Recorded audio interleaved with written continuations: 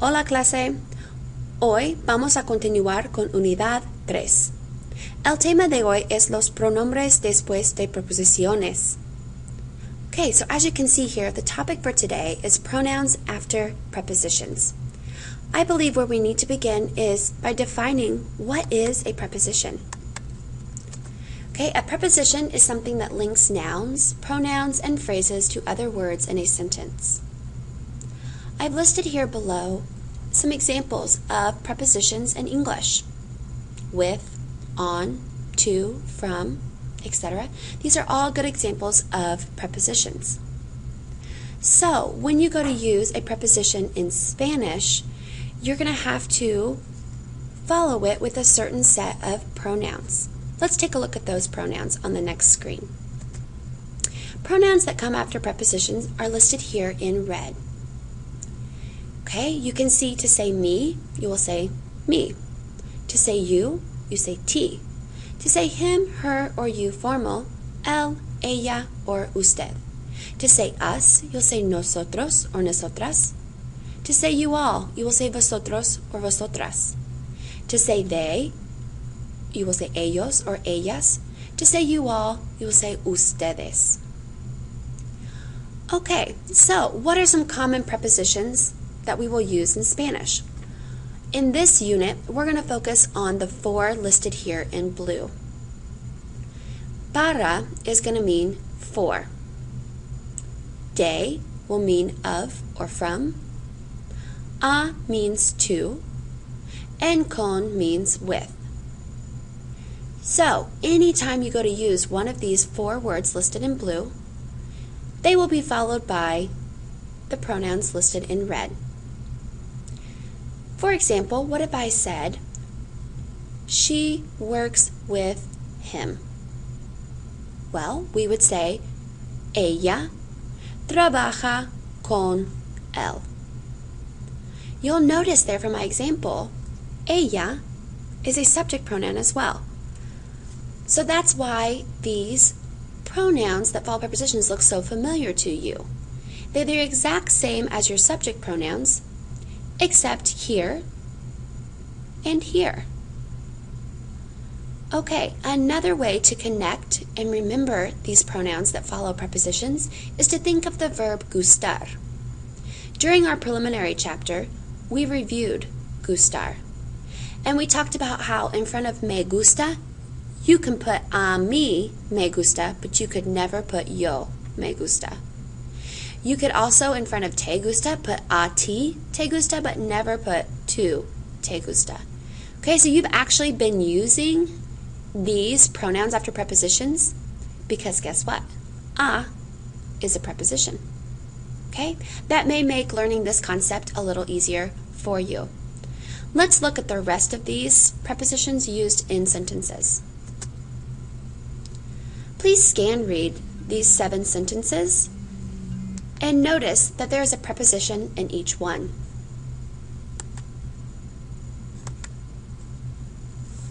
Okay, let's look at example number 1. Estoy lejos de ti. This sentence means I am far from you. Here's our preposition de. And notice, although we may be tempted to put tu, because we know that tu means you, because this is a preposition, we have to put ti. Estoy lejos de ti, I am far from you. Let's look at sentence number 2.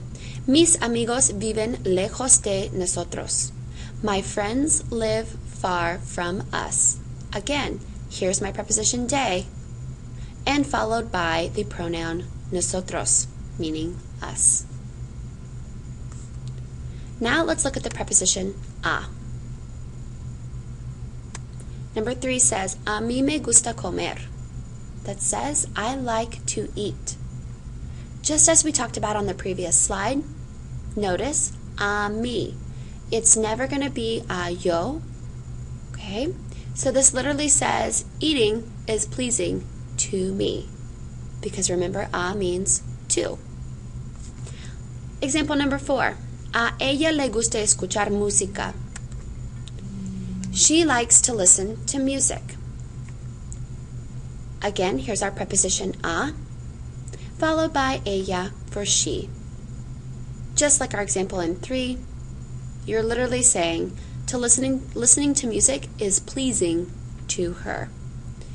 Number 5, tengo un regalo para ellos. This says, I have a gift for them. Here's your preposition, para, and here's the pronoun that follows, ellos. Number 6, Juan tiene un regalo para mí. Juan has a gift for me. Your preposition is para. And notice when I said he has a gift for me, I didn't say para yo. You cannot do that. It has to be para mí. And lastly, number 7, yo estudio con él. I study with him. Here's your preposition, con, followed by the pronoun él. Okay, let's see if you can do some sentence writing of your own. Before we do that, let's talk about the 2 irregulars. As with most things that we learn, there are a couple irregulars you have to remember here and there. The nice thing about this is that of our 4 prepositions that we're focusing on, con is the only one that is irregular. Okay, to say with me, don't say con mi. You'll need to say conmigo. And with you, don't say con ti. You will have to say contigo. I will add these words to our vocab flashcards so it'll be a little bit easier to remember. Now it's time to practice.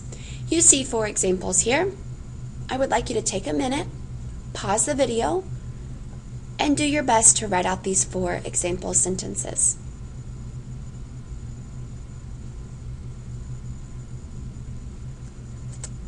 Okay, please check your answers. This skirt is for you. Esta falda es para ti. Please check here.